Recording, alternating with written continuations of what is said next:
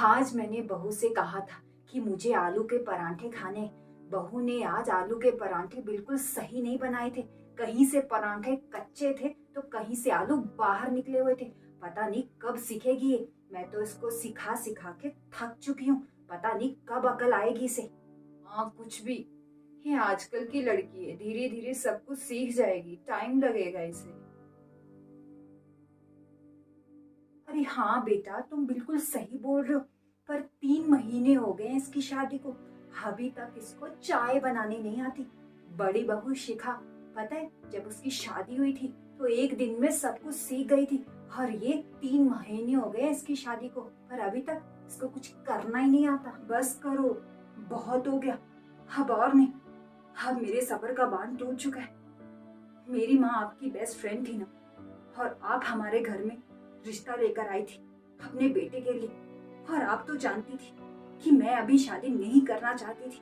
मुझे पढ़ने का शौक था, हाँ, मुझे पढ़ना था। आपने मेरी माँ के ऊपर दबाव डाला और मेरी माँ भी आपकी बातों में आकर मेरी शादी करवा दी। जबरदस्ती मुझे ये शादी करनी पड़ी।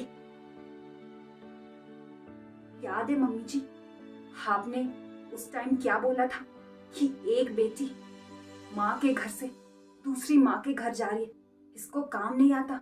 कोई बात नहीं, ये मेरी बेटी है, मैं इसे सब सिखा दूंगी। शादी के बाद इसको जो करना होगा ये कर सकती है। पर जैसे ही शादी हुई। और मम्मी जी, रही बड़ी भाभी की बात, तो मैं आपको कुछ याद दिलाना चाहती हूँ। जब बड़ी भाभी की शादी हुई थी तो आप हमारे घर आती थी और मेरी माँ से अपनी बड़ी बहू की कितनी चुगलियां करती थी। याद आया? नहीं, मैं दिलाती हूँ। आप कहती थी, अरे बड़ी बहू तो मेरी कोई बात ही नहीं मानती, मेरी सेवा नहीं करती, मेरा ध्यान नहीं रखती, और शादी के बाद ही अलग हो गई। अब क्या हुआ मम्मी जी? मेरे आते ही आपको बड़ी भाभी अच्छी लगने लगी और मैं बुरी। जब देखो मेरी तुलना बड़ी भाभी से करती रहती हैं। बड़ी भाभी ये, बड़ी भाभी वो।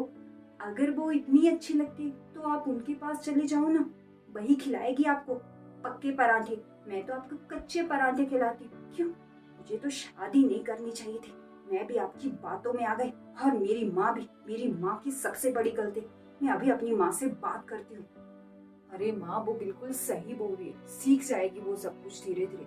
और माँ, तुम ना दोनों बहुओं की तुलना एक दूसरे से मत किया करो। इससे पता है क्या होगा?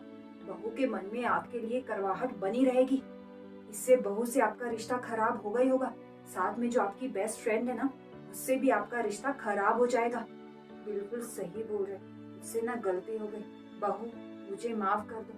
तुम अपनी पढ़ाई जारी रखना चाहती हो ना, तुम पढ़ सकती हो।